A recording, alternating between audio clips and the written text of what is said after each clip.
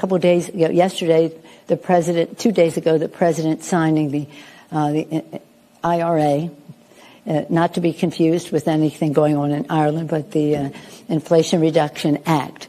In that bill, he has $60 billion for diversity as we meet the challenge of the climate crisis, directly connected, as you mentioned, to what we're doing here. When it comes to inflation, is it misleading to call this the Inflation Reduction Act for Americans when it's not going to make their grocery bill cheaper? It's not going to make everyday goods cheaper for them. Why would it? Well, immediately it's not, but we never said anything happened immediately. Like today, it's turn the switch on and off. On the point that you made about the timing of when people will start to see relief, some of the provisions of the Inflation Reduction Act are going to help really immediately. The provisions that give consumers tax rebates or tax credits for going out and buying more energy efficient heaters, more energy efficient appliances, those are enacted immediately. And I'm keeping my campaign commitment. No one, let me emphasize, no one earning less than $400,000 a year will pay a penny more in federal taxes. Folks, the IRS will investigate everybody, presumably. It's not going to ignore everybody. So let me it's not going to be just the rich, right? So let me explain. First of all, the president just said this in the clearest, most emphatic possible terms. Nobody under $400,000 of income will see their taxes go up 1 penny. But while this bill doubles the number of IRS personnel, it does not expand due process protections for the American people. Worse, it includes no income floor who can be audited. So for the same people on the other side of the aisle, Madam Speaker, it says we are better off than we were 2 years ago, that somehow, I don't know where they get their gas, but they said their gas price is lower. Let me know, because I need to fill my tank up.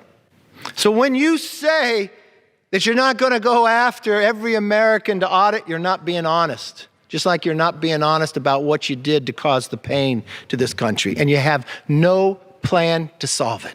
You simply double down to the exact same thing you did before. Based upon the past numbers, we know this would mean 710,000 new audits for people who make under $75,000.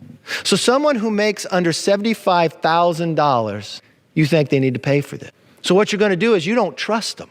Madam Speaker, you say you don't trust the American public, that you're not going to hire all these people for the IRS so they could be there to help people fill out their tax returns. No, these people are going to audit them. We're going to double the size, and they're going to go after you. You see, there's a philosophy here, Madam Speaker. One side of this aisle believes in the American people. One side thinks they know best. Even when the gas price has risen, you think it's lower.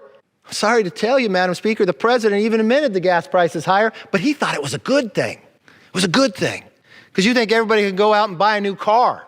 Well, we're going to audit you because we need to go after you because we think you're not fair, you're not honest, and we're going to make you pay for something else. Just pay for the things we care most about. It costs individuals thousands of dollars in attorney fees, compliance costs just to be audited by the IRS. Imagine what you would do with an extra $10,000 a year. Imagine how much better you could have used it than the federal government. But somehow you think it's best. That's how Democrats pay for their pet projects. Your pocketbook is their plan to fund more inflationary spending. This is just a train wreck just waiting to happen.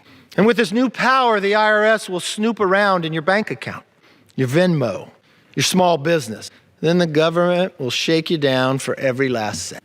In light of this week's events, let me ask, do you really trust this administration and the IRS to be fair, to not abuse their power? I hope that I'm wrong, but history doesn't lie. Madam Speaker, as I travel the country, a lot of people know different names of people who work at the IRS, Lois Lerner and others.